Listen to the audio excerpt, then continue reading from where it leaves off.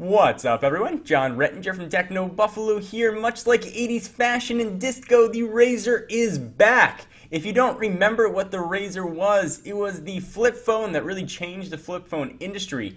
Developed in 2003 and released in 2004, this guy was razor thin, and it defined Motorola. And to find Motorola so much, they spent the next few years releasing rehashed versions of the RAZR. But the name is back. This time it's a smartphone, and we've got the Droid RAZR by Motorola.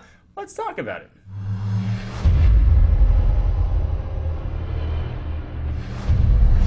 So today, October 18th, Motorola took the wraps off the Droid RAZR in New York City, and this guy packs a lot of punch. It's really aimed squarely at the Droid Bionic in Verizon's lineup. Right now it is a Verizon exclusive. So let me run through all the beautiful specs that this guy has. First, 4.3-inch QHD Super AMOLED screen. So pretty beautiful screen. 1.2 gigahertz. I always feel like I'm making a Back to the Future quote when I say that. 1.2 gigawatt. Okay, whatever. 1.2 gigahertz dual core processor. 1 gig of RAM. Verizon's incredibly fast 4G LTE, and that's true 4G. 8 megapixel rear facing camera. It can shoot 1080p video. It's becoming pretty standard.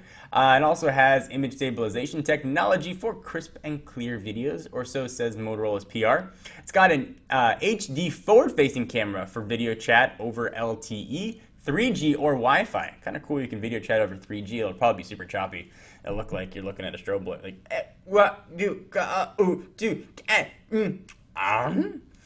32 gigs of memory, 16 gig on board, and a 16 gig micro SD card. Of course, you can up that as well. That'll be pre-installed, though the actual formatted capacity is probably going to be for a bit less.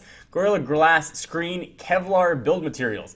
I wouldn't make a flak jacket out of this thing, but it will be pretty durable. 12.5 hours of talk time and 8.9 hours of video playback, which is pretty impressive. This phone is incredibly thin. It's a RAZR, so you'd expect it to be so, with 7.1 millimeters thin. It's got a Motorola splash guard to protect it from lifestyle accidents. And funnily enough, the battery is sealed inside of this thin guy, which also rocks that sort of Droid hump that we've seen on a lot of the Droid phones. So this phone is absolutely spec'd to the gills, but the timing is a bit curious. So I mentioned that today is the 18th.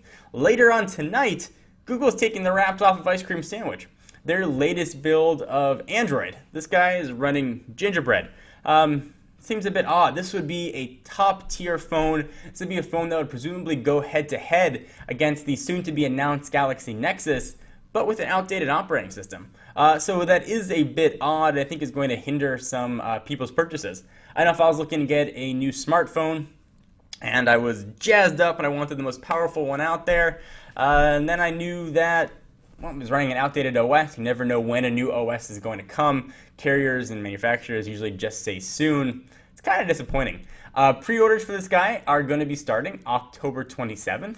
If you're interested, it'll be available early November for $299.99, so just under $300. If you don't mind, then it's going to be rocking Gingerbread, presumably Ice Cream Sandwich at some point. This is a pretty badass phone. It brings a lot to the table in a really thin form factor. You guys know I'm a big fan of Verizon's 4G LTE network. The speeds are blazing fast if you happen to be in an area where 4G is, and it's ever expanding. This is an awesome phone.